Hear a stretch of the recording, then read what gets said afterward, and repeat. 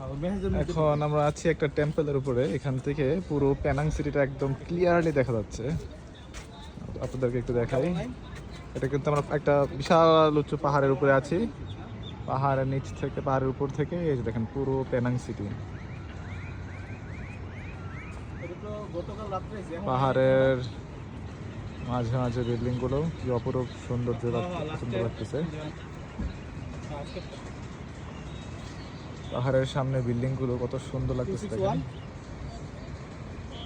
পুরো একটি ছবির মতো সুন্দর। ওদের তীব্রতা, গরমের যে একটা ভ্যাপসা গরম যেটা সেটা আরো বেড়ে গিয়েছে রোদের তীব্রতার কারণে। 261 আবার কি 26। এতক্ষণ রোদ ছিল না, বাট মেঘলা ছিল, কিন্তু গরমটা ছিল অত বেশি না, কিন্তু এখন রোদ ওঠার পরে গরমটা আরো বেড়ে গিয়েছে। 8